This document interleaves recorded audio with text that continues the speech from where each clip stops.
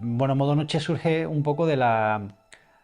Es quizás lo que siempre hemos soñado de escuchar en audio, ¿no? Era una idea de... Bueno, surge de la semilla de decir, si algún día hiciéramos una ficción sonora propia, ¿qué nos gustaría hacer, ¿no? Y también es un poco una vuelta a la infancia, ¿no? En mi caso, yo me crié con un padre que hacía teatro en radio y él hacía radio de joven, ¿no? Y entonces era como una sensación de decir, ¿por qué no hacemos un homenaje a aquello que tuvimos, ¿no? Entonces, Modo Noche surge un poco de eso, ¿no? De los orígenes que tenemos cada uno y también de las ganas de hacer algo de la que sentirse orgulloso, ¿no? De decir, joder, escuchamos Modo Noche y es lo que queremos que sea, ¿no? Y de ahí surge, ¿no? Aparte de toda la complicación que tiene, pero surge sobre todo de esas ganas de querer hacer algo que nos emocione, ¿no? Yo creo que va por ahí, ¿no? Sí, yo creo que tiene mucho de homenaje, aparte de lo que ha mencionado Pablo, en el sentido de que creo que hemos intentado traer los grandes autores del terror que nos han dado de alguna forma de mamar, modestamente, como cachorros, y hay un poquito de Ligotti, de Lovecraft, pero también hay un poco de R.L. Stein. O Sí. sea, quiero decir, es como... De Chicho Ibáñez Serrador, ¿no? Sí, o sea, es como toda la tradición del miedo que hemos consumido y que tantos buenos ratos nos ha dado, pues hemos intentado hacer un homenaje. De hecho, yo creo que una de las cosas bonitas también de Modo Noche es que habla de cómo construir una historia de terror desde dentro. Quiero decir, está la perspectiva de un autor joven y creo que hay como muchos fantasmas de que un autor que está empezando a lo mejor se reconoce.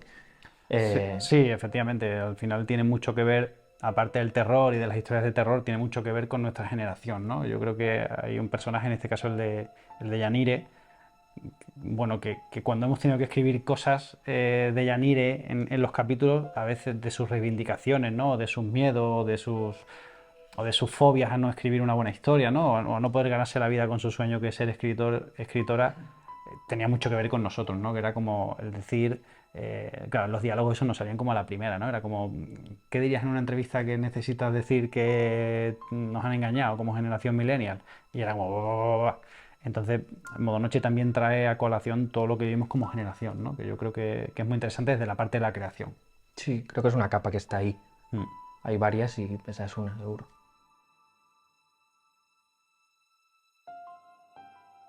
Pues yo creo que Pablo lo definió una vez de una manera muy bonita y creo que es la historia de cómo se cura una amistad eh, de un grupo de amigos que lo que compartían era el amor por los relatos de terror. Pero en el fondo es eso, es un grupo de amigos que se vuelve a juntar. Es gente que hace las paces con el pasado, eh, Consigo mismo, sí, entre ellos, ¿no?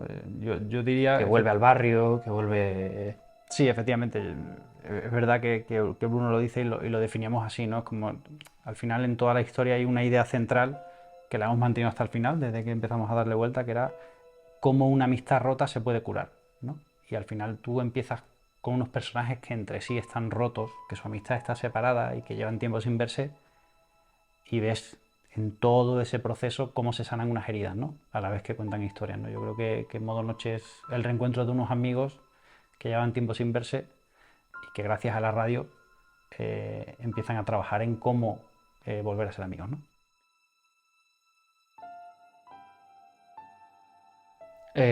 Bueno, los protagonistas son cuatro amigos, uno de ellos ya no está. Eh, una de ellas es Jan, que es quizá de los que hacían el programa de radio original, es quien más ha intentado convertirse en escritora. Luego está Martín, que era el que hacía de técnico de radio cuando de adolescentes hacían este programa. Y después está Alicia, que era, bueno, quizá es como quien estaba destinada a ser la más triunfadora y de alguna forma es quien tiene un agujero más grande, yo creo, ¿no? Con respecto a ese pasado. Y es curioso porque el grupo de amigos evolucionó mucho. Al principio eran cinco amigos y estaban en una emisora haciendo ese programa de terror. Y al final eso lo convertimos en el pasado. El programa se hizo cuando eran adolescentes y lo narramos desde el recuerdo, desde volver a escuchar esas cintas de ese programa. eh, y bueno, no sé por qué me... Sí, o sea, concretando la definición, ¿no? Que yo creo que es un poco lo que podríamos decir rápido, pues tenemos a Aura Garrido que interpreta a Yanire, y al final Yanire efectivamente es ese personaje que, que está entre sigo con la vida que tengo o lucho por mi sueño, que es ser escritora, ¿no? Así decirlo, son de la generación nuestra, ¿no? Y todos han sufrido un poco de esos desencuentros con lo que dicen que es, ¿no?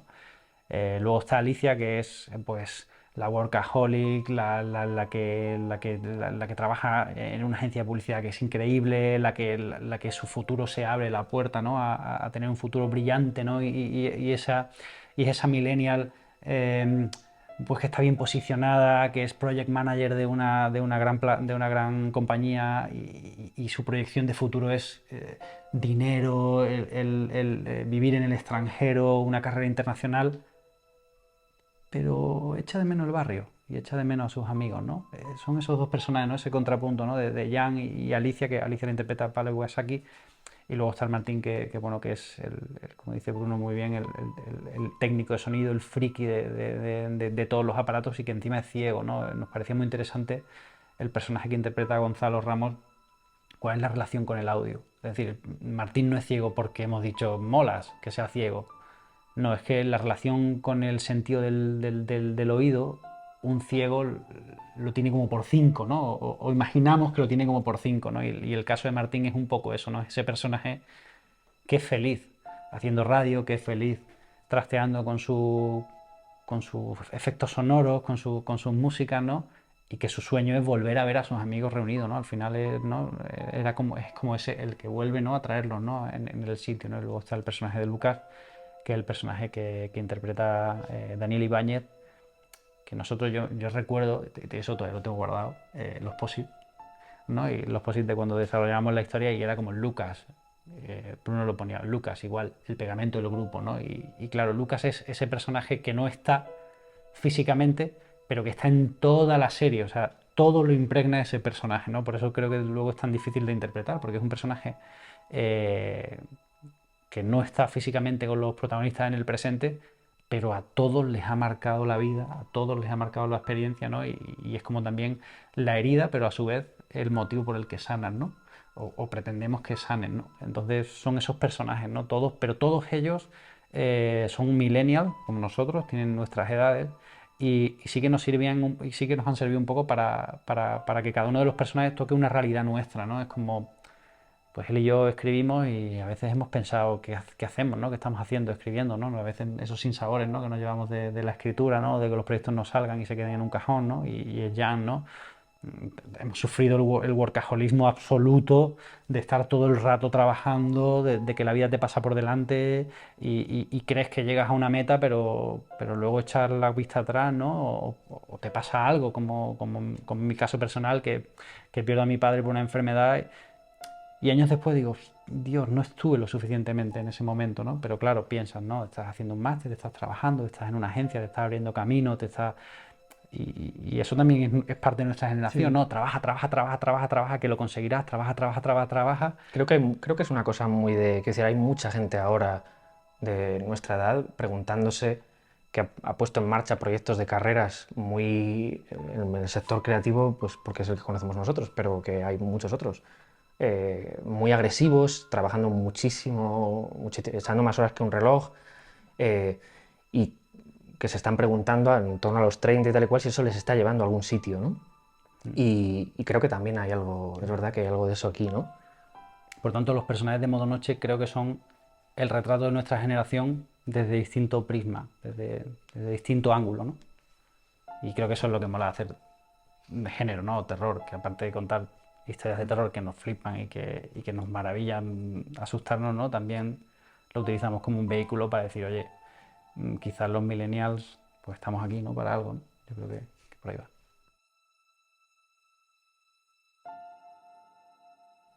Pues yo creo que, bueno, lo hemos venido comentando estos días, que había algo que nos planteamos como reto al principio, y era que no hubiera una voz en off. Queríamos alejar de que hubiera un narrador omnisciente, que no hubiera un intermediario entre lo que está pasando y entre el espectador.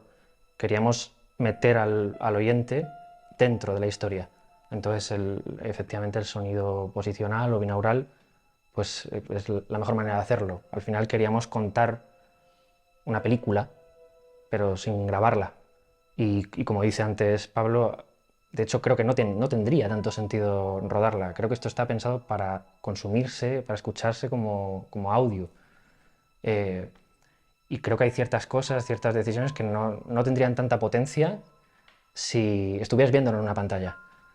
Eh, o sea, Sí, es curioso este proyecto porque siempre se dice que una imagen vale más que mil palabras, ¿no? pero en este caso creo que Y en no. este caso creo que es un poco a la inversa, que hay capítulos y hay píldoras de terror. Por ejemplo, en el capítulo 3 de Sencillamente Lujo, que no haré spoiler, pero es así, creo que no tendría la suficiente potencia si lo estuvieses viendo como lo estás escuchando, ¿no? Porque es otro lugar, ¿no? Es otro lugar. Y yo creo que tanto él como yo nos flipan los videojuegos, nos gusta muchísimo jugar a videojuegos y para nosotros era importante, pues eso, ¿no? Como contábamos al principio, si queríamos hacer un podcast o queríamos hacer una ficción sonora que fuera lo que nosotros realmente nos gustaría, se parece más al videojuego que a un audio estéreo normal.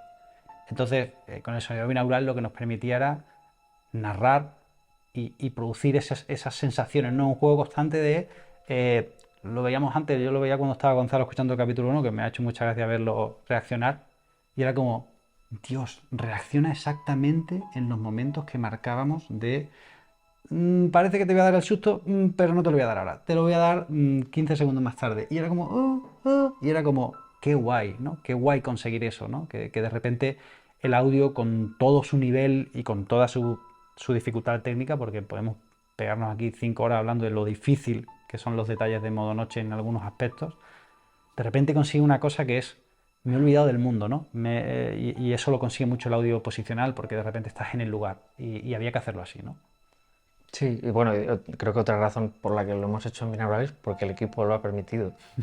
También. O sea, quiero decir, creo que hay mucha generosidad de parte de nuestro diseñador de sonido, de Adrián, que desde un principio nos dijo, es que al leerlo la he escuchado y quiero que suene como yo la he escuchado en mi cabeza. Y en ese momento lo que dijimos es que es la persona perfecta. Sí. Y al escucharlo es como, es que lo han multiplicado por 1000. O sea, creo que yo no he escuchado una cosa que suene así. No, o sea, está feo decirlo, que no suene como no tiene que sonar, pero y otra de las cosas que creo que es importante, ya que tú remarcas que es así por el equipo, también es bonito que Storytel se arriesgue a sacar algo así, ¿no? Que sabemos que quizá es un poco distinto a lo que suele haber en la plataforma, pero qué guay que hayan creído y hayan dicho, venga, vamos adelante, ¿no? Y es muy bonito. O sea, yo creo que la elección del audio binaural va de la mano de este proyecto y tenía que ser así. Sí, de hecho, mira, antes nos preguntabas por cómo ha sido trabajar con los actores y yo creo que también que ahí es como también hay que romper una lanza a favor de Juan, Juan, sí.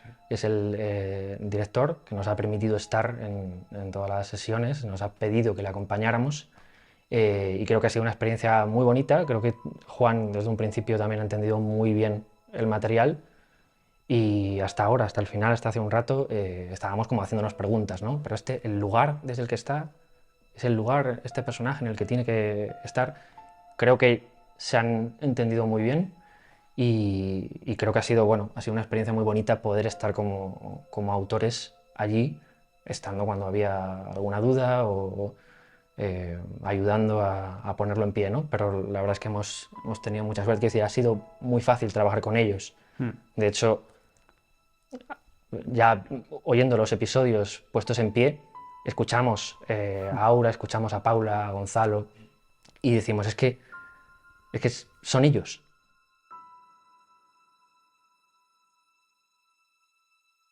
Pues mira, hay una cosa y tiene mucho que ver con el formato binaural y es como que hoy en día todo se consume haciendo cualquier cosa y la utilización de un formato espacial a veces requiere momento y tiempo para hacerlo, ¿no? Y ese frenazo de decir voy a disfrutar, ¿no? Yo recuerdo de pequeño que, que mi padre me ponía las historias de historias para no dormir en blanco y negro, ¿no? Que ya ves, para un niño ver eso era como, pues que antiguo mi padre, ¿no? Pero nos sentábamos en el salón y estábamos ese tiempo juntos y veíamos el capítulo y disfrutábamos de él, ¿no? Hoy en día todo lo hacemos a la vez, todos estamos... Y entonces creo que modo noche, al tener audio espacial, requiere de una atención especial, ¿no?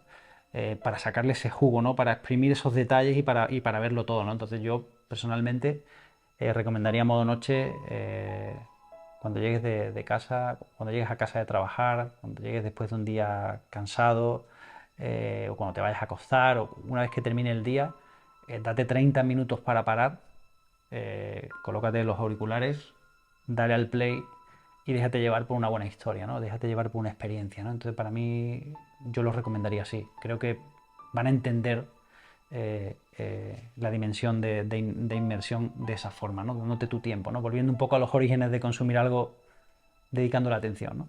Sí, yo creo que hay algo también como que te lleva un poco a la radio de hace 10, 15 o 20 años, ¿no? Yo recuerdo, por ejemplo, escuchar La Rosa de los Vientos con Juan Antonio Cebrián y hacían de pronto Noche de Psicofonías. Y el programa era a las 2 de la madrugada. Y yo recuerdo estar con una manta, acojonado, con los cascos, en plan de esta es la peor decisión que voy a tomar porque sé que me voy a mear de miedo. Pero lo escuchabas, esperabas ahí a que el programa o Espacio en Blanco o Milenio 3, hay algo de esa sensación de intentar generar como un espacio que acoja al espectador, que lo acoja alrededor de una fogata contando una historia de miedo, ¿no? Porque está esa combinación de que es una historia de amigos a los que les une el miedo, ¿no? Las historias de miedo, ¿no? Pero es como que queremos que el espectador sea un quinto amigo, una persona que se va a reunir con sus amigos, que va a escuchar historias de miedo y que quiere pasarlo mal a las 2 de la mañana con sus auriculares, escuchándolo y teniendo un escalofrío. Porque tampoco es una serie de sustos, es una serie más en la tradición del misterio, del miedo. Bueno, por lo menos eso hemos intentado, ¿no? Y entonces, ¿cómo les recomendarías? Pues con auriculares, efectivamente. Es decir, creo que tiene ese momento de enchufe, de perderte como te perdías escuchando la radio de antes, ¿no? Y de hecho está pensada. Insistimos mucho al principio de cada capítulo. Teníamos una broma que era como, al principio de cada capítulo dice, te recomendamos escucharla con auriculares. Pero teníamos la broma que era, había que decir, te recomendamos escucharla con auriculares. Bueno, mejor con cascos. Bueno, espera, mejor voy a tu casa y te digo a qué volumen tienes que escucharla, ¿no? Pero creo que es eso, creo que es algo pensado para escucharse con auriculares en la tranquilidad de tu casa.